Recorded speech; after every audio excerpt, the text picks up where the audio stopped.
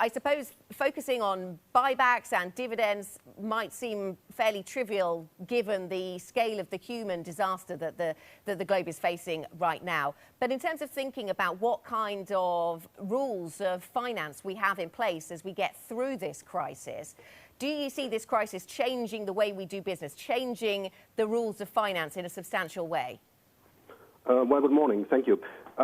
Well, first of all, I think I agree with you that this recovery will not be a quick one. It will not be the kind of V-shaped recovery that we all kind of hoped for. And it will be very slow for several reasons.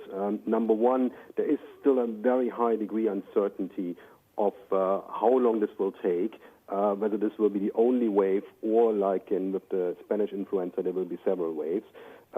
Which, of course, will cause companies, firms to kind of hold back on investment, to keep hoarding cash. And that's something, of course, we've observed over the last couple of weeks with firms drawing down on a credit line.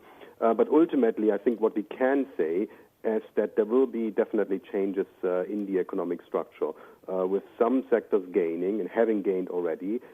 Everything has to do with digital and with virtual, and other sectors which especially imply agglomeration of people, like tourism, for example, definitely kind of losing out or kind of receding more than other sectors.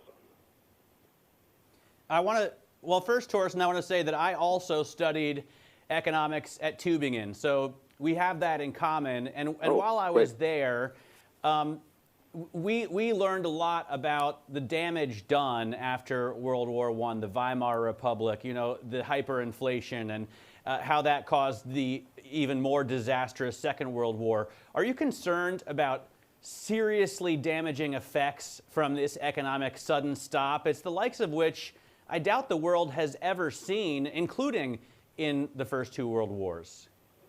Yes, there will be damage. However, one has to say, of course, that governments and central banks have reacted quite forcefully and quite well, I have to say.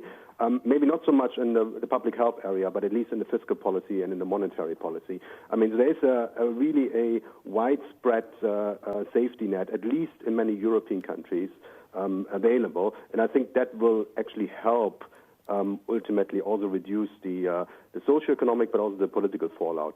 But having said this, I mean, the one big question mark that we are especially discussing now in the Eurozone is, of course, the sovereign debt sustainability of some countries.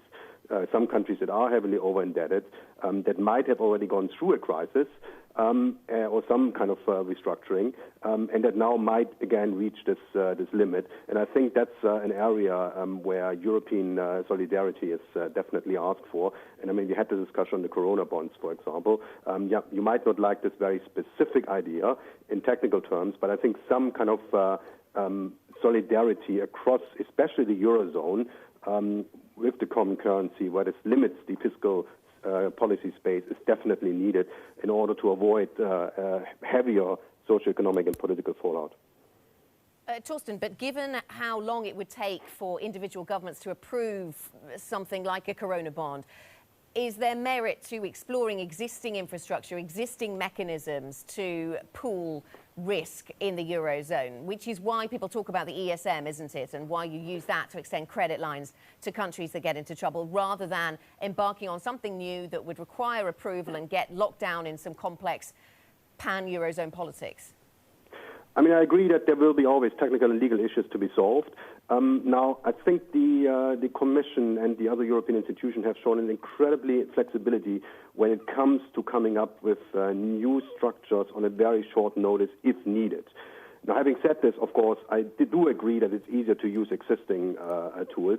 However, the problem is, of course, credit lines would add to the sovereign debt of individual countries. And that is, of course, the big issue. That, again, might result in debt insustainability further down the road.